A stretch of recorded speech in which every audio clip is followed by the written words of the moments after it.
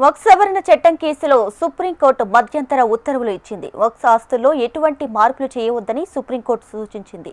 వక్ఫ్ బోర్డులో నూతన నియామకాలు సైతం చేపట్టవద్దని చెప్పింది.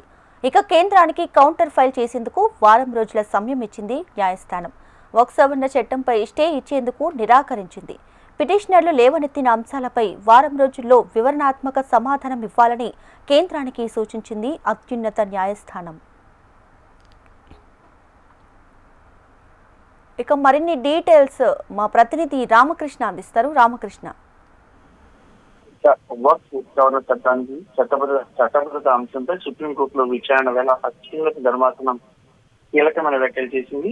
వక్ఫ్ కౌన్సిల్ లో ముస్లిమేతరులను సభ్యులుగా నియమించవద్దని ఆదేశించింది. అలాగే సుప్రీంకోర్టు ప్రధాన న్యాయమూర్తి justice Sanjiv Khanna, justice Sanjay Kumar, justice K V విశ్వనాథ్తో కూడిన ముగ్గురు సభ్యుల ధర్మాసనం వక్ఫ్ చట్టం చెల్లుబాటును సవాల్ చేస్తూ దాఖలైన 70 పిటిషన్లపై ఈ రోజు విచారణ జరిపింది.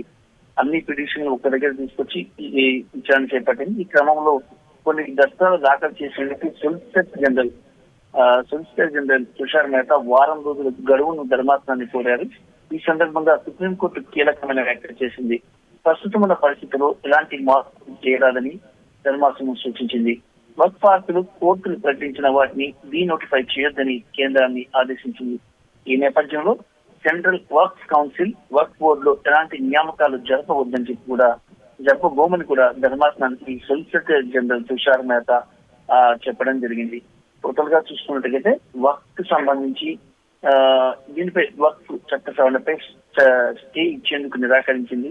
మరి దాంతో పాటు వక్ఫ్ ఆస్తులకు సంబంధించి కూడా ఎలాంటి మార్పులు చేర్పులు చేయొద్దంటూ కూడా సర్వోన్నత న్యాయస్థానం ఇది కేంద్రాన్ని సూచించింది. అలాగే వక్ఫ్ బోర్డును కూడా సూచించడం జరిగింది. ఏదేమైనా సరే దేశవ్యాప్తంగా తీవ్రమైన దుమారం లేపుతున్న వక్ఫ్ అంశానికి సంబంధించి ఇది ఒకవైపు సుప్రీంకోర్టు, మరోవైపు కొన్ని రాష్ట్రాలు వీటిని అమలు చేయం అంటూ చెప్పడం, అక్కడ కొంత ఇబ్బందికరమైన పరిస్థితులు అయితే ఏర్పడ్డాయి. మరి ముఖ్యంగా చూసుకున్నట్టుగా అయితే బెంగాల్లో ఏకంగా ఒక బంగ్లాదేశ్ లో ఎలాంటి ఉద్యమం వచ్చిందో అలాంటి ఉద్యమం పశ్చిమ బెంగాల్లో రావడంతో ఒక్కసారి కేంద్రం అప్రమత్తమైంది. కేంద్ర హోంశాఖ, రక్షణ శాఖ ఈ అంశంపై దృష్టి సారించింది.